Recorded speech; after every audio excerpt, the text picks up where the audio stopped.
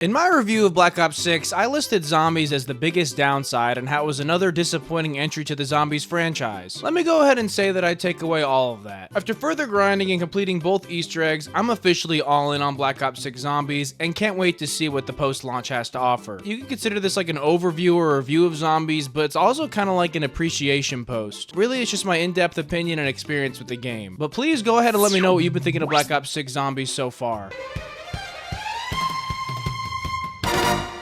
Let's get the elephant out of the room, and that is that Black Ops 6 is using the exoskeleton of Cold War, and I think that is what is initially pushing a ton of players away. I actually think COD Next single-handedly ruined any and all hype for zombies, since at a glance it really just looked like a copy-paste of the Cold War experience. And that being said, I think a lot of people just had like an okay or maybe like average experience with Cold War zombies. So when they see what they're led to believe is that same experience, maybe this time just with Omni movement, I can sort of see why people were hesitant, and I was definitely one of those people. Well, let me tell you, although this does feel like that same engine and format, it's been tweaked and changed just the right amount to somewhat appeal to a much wider audience, including OGs, which we'll talk about more later. Right off the bat, this zombies experience is filled with all those weird changes that we had in Cold War. Things like kill streaks, weapon rarities, health bars, exfil, a UI telling you how to set up the map, and pre-built loadouts as well, which definitely deviated away from the traditional format, and I too was very weary going into Black Ops 6 knowing this, but it somehow works out because the way that Black Ops 6 progresses and plays,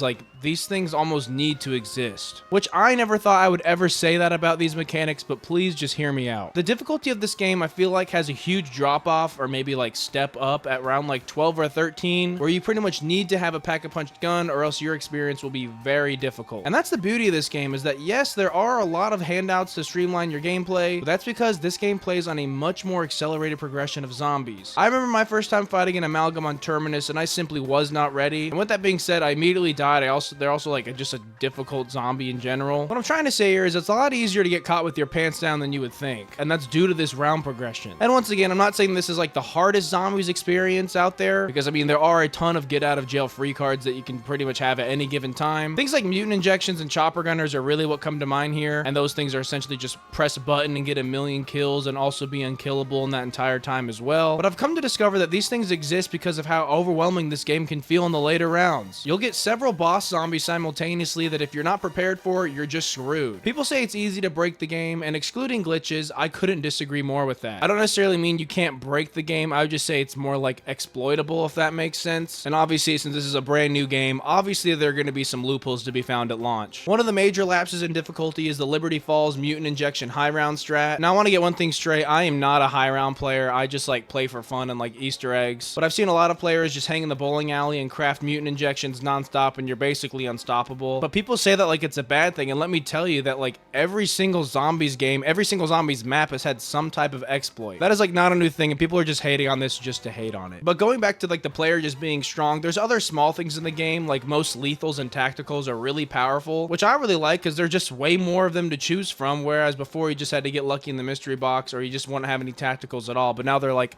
a much more fundamental gameplay mechanic, kind of like in Cold War. We also have field upgrades that, especially after being augmented, can be really powerful. More on augments later, by the way. It's really easy to overlook these abilities and features, and I would say like they can't really carry you to an entire game. Obviously the best players maybe can, but I would say that the player is still relying on using these items in a creative way to stay afloat. Look, I totally understand why these like UI changes and like easy gameplay mechanics are having a lot of people write this game off right now, but at the end of the day, this is a sequel to Cold War, so I'm not sure why people are so surprised when the gameplay is very similar to Cold War. And also, just because this gameplay and flow isn't identical to Black Ops 3 or Black Ops 2 doesn't mean it's bad. But since we were just talking about Liberty Falls, we can go ahead and talk about the...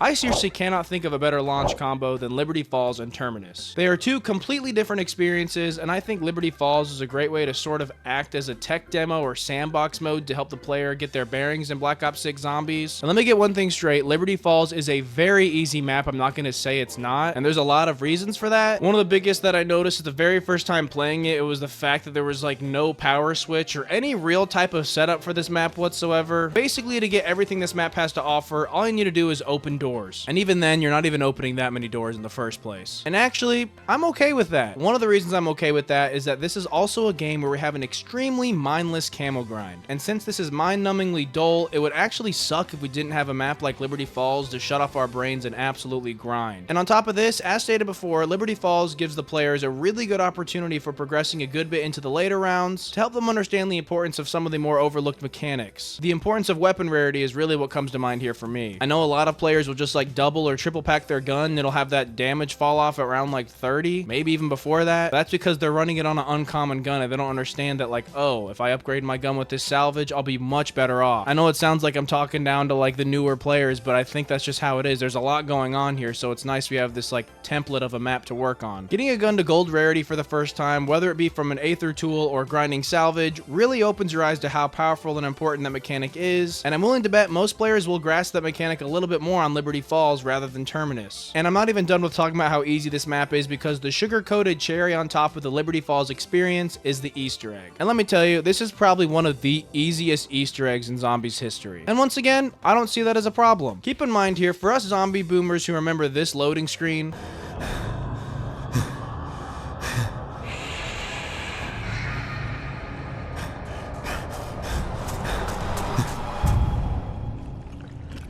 it's sad to say, but we've entered a new era of gaming in Call of Duty. So Zombies now has to appeal to not only the new generation of Zombies players, but the new generation of gamers in general. And nowadays, this is what you need if you want to get newer players on board with a Zombies experience. When you compare the first Zombies experience on Noctua and Toten, this was a very simple format, and I think that's kind of like what Liberty Falls is acting as here. Maybe in a different way, but this is just kind of like the baseline, if you will. Anyways, back to the Easter egg being easy, and I think this Easter egg does a really good job at being easy, but by the end of it leaves you wanting more and helps you feel like somewhat accomplished, giving those new players an understanding of how building, defending, escorting, puzzle solving, and soul trapping all work. Although I do think the boss fight, or lack thereof, is really underwhelming, if you're left wanting more, this is where Terminus comes to play. Terminus is probably the closest we've had to a familiar Zombies experience for the OGs. From having a setup that goes beyond just opening doors to a much more unforgiving layout, Terminus is the map that really made me realize that Zombies was back. Right off the bat, this was a much more difficult map than Liberty Falls, especially in the later rounds. You still have manglers from Liberty Falls, which are pretty easy, but abominations are now replaced with amalgams, and these are just way more difficult than all the other boss zombies in the game. Being able to get snatched by these things is extremely dangerous, so instead of just shooting them mindlessly like everything else in this game, you need to add a little more strategy to the mix. On top of cranking up the difficulty, Terminus has a super fun Easter egg that takes the baby steps from Liberty Falls and cranks them up a few notches. Now, I'm not going to say the setup for this Easter egg is really all that difficult or like crazy whatsoever, but once again, just the right amount of difficulty that I hope is just giving us a taste of what's to come with the post-launch. I remember seeing a boat for the first time on Terminus and I immediately got like Outbreak vibes, and not in a good way. After doing the Easter egg and further understanding how this map was designed to be played, this is actually another fun element that works perfectly. I hope they can continue these map interactions or like vehicles or like these like parts that don't really feel like zombies, but keep them mild like they did with Terminus and the boats, and just don't get carried away with it. Specifically, the buoy setup for the Easter egg with the boats is one of the more stressful sections of the Easter egg, and it kind of makes you feel like you're playing a campaign mission in Zombies, which is how an Easter egg should feel. There's not much teamwork to be had with this setup, which again I hope they'll incorporate with the future maps, but other than that, this is just the right amount of work without going towards like the tedious side of things. However, this boss fight is awesome. Genuinely one of the more difficult boss fights out there, if and only if you aren't prepared for it. It has several phases, and once again, there are some things you can do to make it much easier, like everyone in the squad having a mutant injection or a chopper gunner, but even then, each player having one of these isn't enough to carry you the entire boss fight. So this is where that missed teamwork comes into play and really kind of acts as a necessity for the fight. Everyone has to be on board. You really just can't like raw dog this boss fight and expect to win. After finishing this Easter egg, I felt very accomplished, and like Liberty Falls, was ready for something more difficult that like for the 5th time now, I really hope we get with post-launch. Your game, please keep playing your game. Oh my gosh! God damn. Holy fuck. Now I want to highlight basically everything outside of the gameplay itself, meaning like progression and create a class. We all know that rank progression and level progression are all the same in Zombies, and that's amazing, but one very tedious and kind of annoying element in this game is the augment research rate. For those that don't know, the augments are like the modifiers that give you a major and minor added buff. For example, Quick Revive has one where when you revive someone, you go back up to full HP immediately. Basically like an added perk on top of the perk related to the perk as well. And I'm not gonna lie, some of these augments are better than like what they're actually used for. for in the first place. And by the way, these go beyond perks. It goes for perks, ammo mods, and even field upgrades. Anyways, you start with 0 unlocked, and the only way to progress through the augment tiers to unlock more is by choosing one item from all the perks, ammo mods, and field upgrades to be earning progression towards while you're playing. And it really just doesn't move all that fast. Now, maybe you could buff the rate as a fix, but I think they should just let you pick one from each category to be earning and search simultaneously. That being one perk, one ammo mod, and one field upgrade all at once. And it's not that I'm not down for a grind, but I've played like a good amount, like well above the average player, and I don't even have like half of these augments unlocked. So when you think about someone who plays casually, it doesn't have near as much time, they will never be able to unlock augments without putting in the time that they don't have. I like augments a lot. I just think they need to change the way that they're earned, or like the rate that they're earned at. We also have to talk about gobblegums, which got a slight rework. In Black Ops 3 and Black Ops 4, we had those classic gobblegums that you had a limited of that really weren't that powerful, but still pretty good. But now every single gobblegum is finite, and I actually don't know how I feel about that. But I do know that having several gobblegum packs that are switchable mid-match is possibly the greatest thing of all time. Now, I really only use gobblegums for Easter eggs, and that's because I like to hoard mine. The biggest Phoenix up of all time? But to have one pack for points and setup and the other for the boss fight is something I didn't know I needed. Gobblegums have always been designed to break the game, so if people want to come at me for liking them, then so be it. But if you're hating on gobblegums, then you might as well hate on Black Ops 3 because that was just like an awesome zombies game in my opinion. But I think them being finite is part of the balance here, but we'll see as time goes on because I'm pretty sure you're going to be able to like purchase them with real life money, so I guess we'll see. And also the way you earn more is plenty for me because you can get just like several gobblegums in a game just for playing.